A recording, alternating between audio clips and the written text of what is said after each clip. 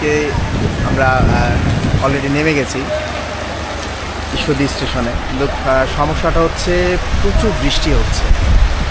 এই বৃষ্টি আর সাথে আমাদের বর্তমান অবস্থা দেখে মনে হচ্ছে যে হয়তো আমরা রূপপুরে যেতে পারবো না, হয়তো বা খুব একটা ভালো ঘোরাও হবে না। যে আপনারা দেখতে পাচ্ছেন হয়তো আমার পেছনে বৃষ্টি হচ্ছে, কী পরিমাণ জোরে হচ্ছে এটা হয়তো দেখা যাচ্ছে।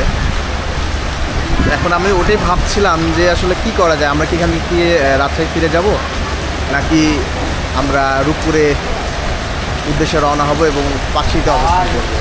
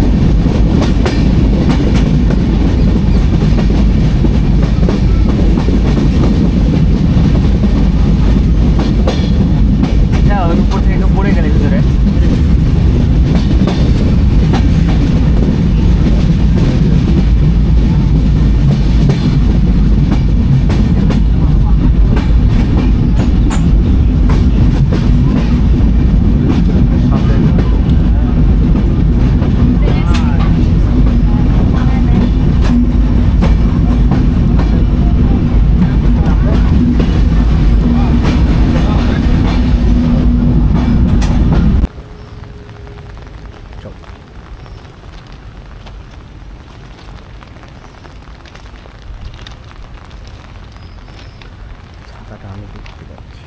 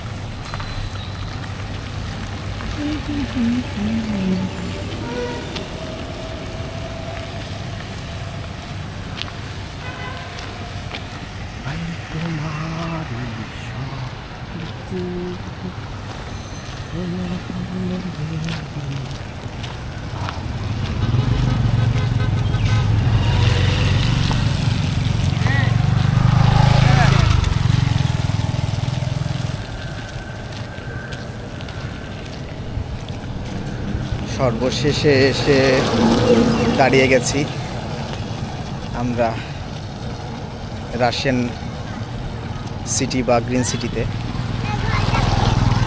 ডান সাইডে রাশিয়ান আবাসিক এলাকা, ওনারা থাকেন। এখন আমরা পাকশি স্টেশনের দিকে যাচ্ছি, ঈশ্বরদী স্টেশন। আজকে সমস্যাটা হচ্ছে যে ওরা অফিস আওয়ারের জন্য বাইরে বের হয়নি। ওনাদের জন্য সন্ধ্যার পরে অথবা অন্য কোনো সময় আসতে হবে আর কি। হয়তো বা সেটা হতে পারে শুক্রবার বা শনিবার, তাহলে তারা বাইরে বের হয় এবং সাথে বাজারে কেনাকাটা করে। যেহেতু আমাদের আজকে বৃহস্পতিবার, দেরি হয়ে গেছে আমাদের এই সময়টা আসা। বৃহস্পতিবারে সাধারণত ওরা বের হয় না, আর আজকে মেঘলা আবহাওয়া, বৃষ্টি হচ্ছে, তো এই জন্য দেখার হচ্ছে না। আবার সামনে কোনো এক সময় এসে আপনাদেরকে দেখানোর চেষ্টা করব, এই আর কি। এই যে বিল্ডিংগুলো,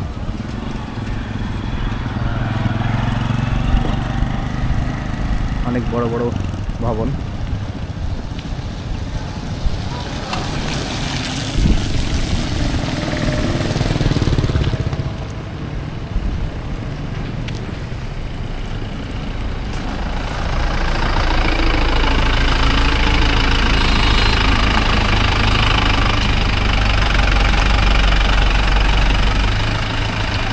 এখানে কিছু কিছু এখানে পার্লার, খাবারের দোকান সহ অনেক কিছুই আছে, যেগুলো মূলত রাশিয়ানদের জন্যই। ওনারা এখানে এসে খান।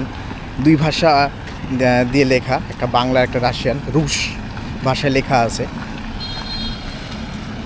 যেন ওনারা সহজে বুঝতে পারে।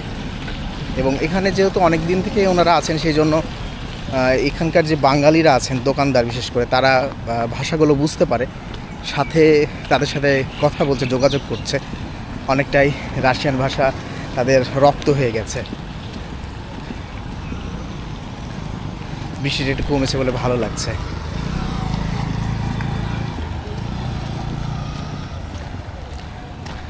এখন দেখি সামনে কত দূর যেতে হয়। অটোতে উঠতে হবে, অটো থেকে আমরা নিয়ে তারপরে ঈশ্বরদী স্টেশনের দিকে যাব।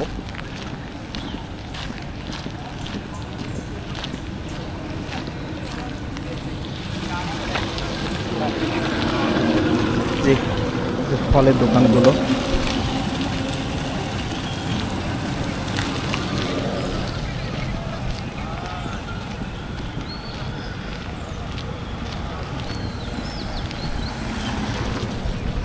কত উঁচু উঁচু ভবন।